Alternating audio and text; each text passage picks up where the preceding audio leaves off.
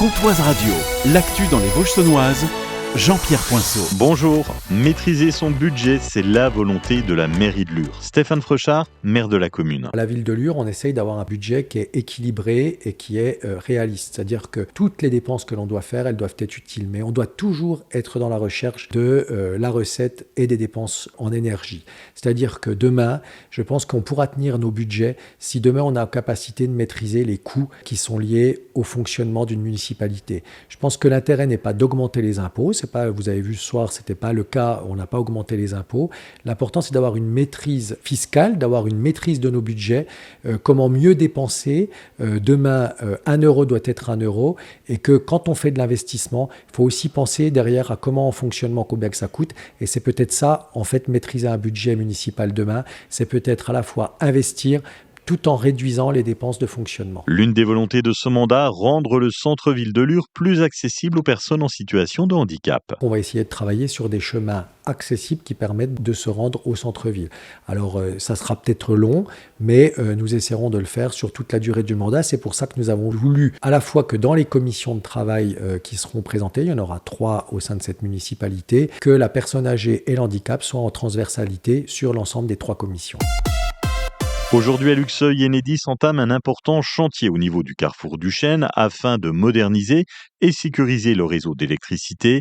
Ces travaux concernent le remplacement du poste de distribution et le renouvellement des réseaux haute et basse tension qui alimentent le secteur. Les travaux se déroulent place du 8 mai jusqu'au 22 avril. Ce dimanche, vers 10h20, un important incendie s'est déclaré à Meurcourt, route de Luxeuil. Un ensemble de bâtiments de 600 mètres carrés comprenant 3 logements a été touché. Le feu serait parti du logement central, entièrement détruit. Les 2 habitations voisines ont pu être préservées. Au total, plus de 40 pompiers et 16 engins ont été mobilisés. Il n'y a aucun blessé et les occupants avaient pu sortir à temps. Une famille devra les reloger. Samedi, en début d'après-midi, intervention délicate à Servance-Mielin. Vers 14h30, un jeune homme de 20 ans a chuté en terrain accidenté à proximité de la cascade de la Doue de l'eau. Face à l'accès difficile, il a été élitreuillé par l'hélicoptère Dragon 25. Le jeune homme a ensuite été transporté vers l'hôpital de Vesoul. Les dotations de l'État aux collectivités, comme les mairies, communautés de communes, départements, restent globalement stables au niveau national. Elles progressent en Haute-Saône. Elle atteint un peu plus de 113 millions d'euros cette année, soit une hausse de 2,6%. Dans le détail, les communes du département se partagent plus de 50 millions d'euros, en augmentation de 5%. Résultat, plus de 80% des communes voient leur dotation augmenter ou se maintenir. Une hausse qui concerne aussi une majorité des intercommunalités, tandis que le budget du conseil départemental reste quasiment stable.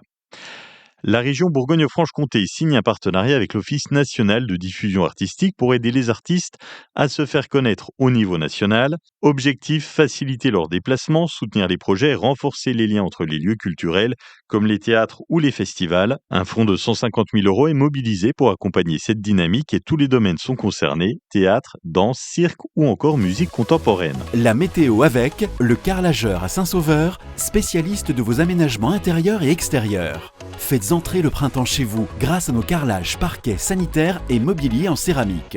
Un vrai coup de fraîcheur et de style pour votre intérieur avec le carrelageur à Saint-Sauveur. C'est un lundi gris dans les Vosges saunoises avec quelques gouttes de pluie. Au mieux aujourd'hui 9 degrés à Plombières, 10 de Lure à Luxeuil en passant par Saint-Germain, 10 degrés à Fougerolles, Saint-Loup, Sceaux et Boré.